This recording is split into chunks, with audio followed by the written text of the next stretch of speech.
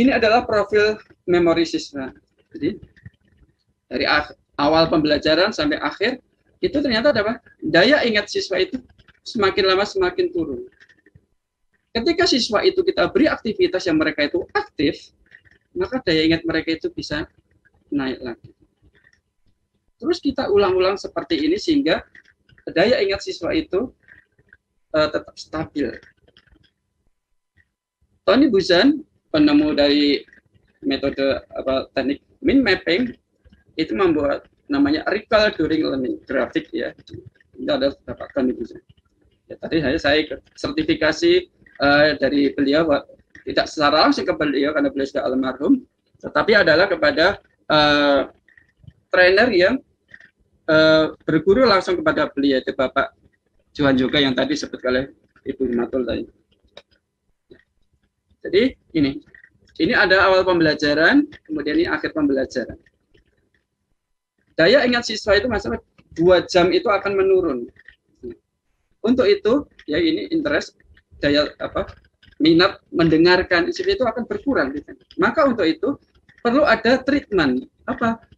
Siswa harus kita ajak untuk berimajinasi.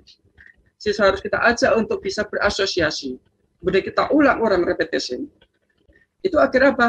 Agar mereka itu daya ingatnya, memorinya itu tetap bagus.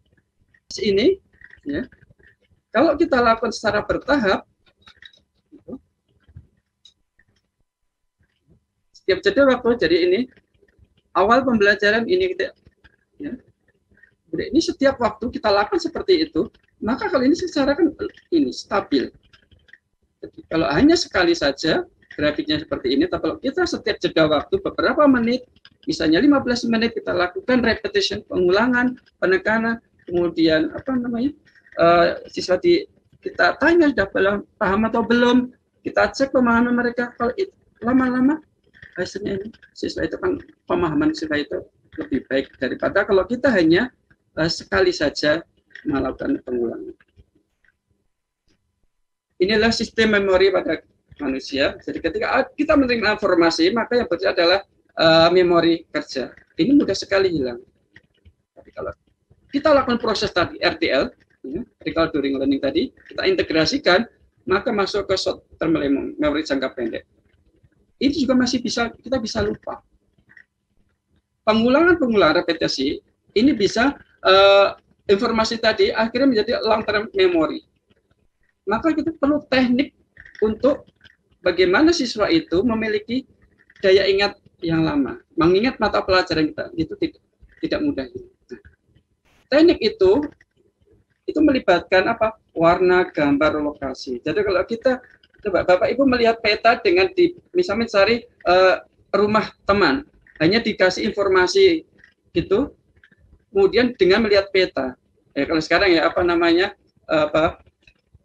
share lokasi itu ya. Pasti Bapak itu lebih cepat paham yang Sherlock itu, yang itu ada gambar, ada simbol-simbol lah. Itulah berarti menunjukkan bahwa penggunaan warna, gambar, lokasi itu adalah bisa memperpanjang memori kita. Dan ini terwadai dalam mind map. John Naisbitt, seorang penulis buku terkenal yang dengan bukunya Megatrend, dia menyatakan sejarah peradaban adalah sejarah komunikasi. Jika komunikasi bergeser dari kata ke visual, maka kita harus belajar bahasa baru untuk berinteraksi. Jadi kalau komunikasi bergeser dari kata ke visual, berarti kita harus mengajarkan anak itu teknik-teknik agar mereka itu memang belajar teknik-teknik yang memang diperlukan pada zaman mereka. Selama ini kita berpikir secara linear thinking, berpikir satu-satu, lurus. Radial thinking itu adalah berpikir memancar.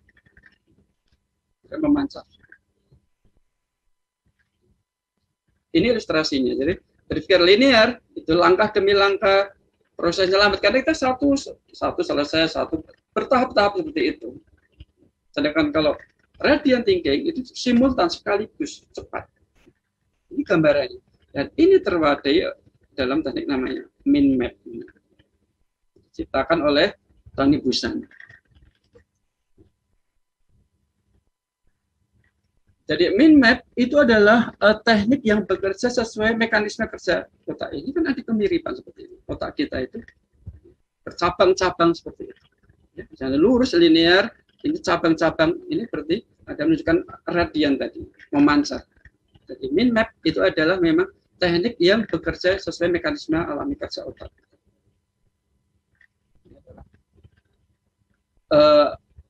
Contoh mind map dari Tony Buzan, biografi beliau.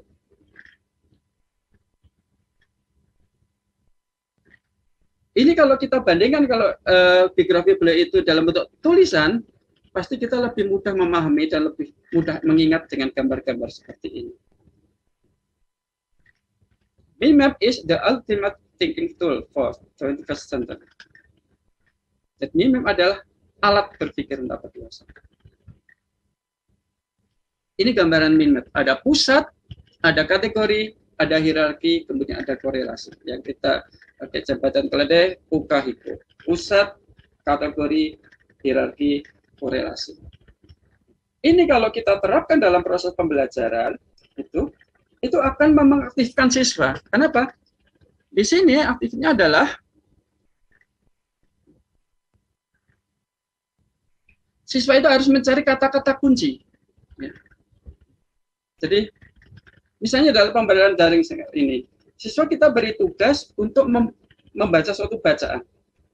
Kalau hanya membaca, boleh buatlah resume, itu pasti ya kadang hanya menggal-menggal kata saja.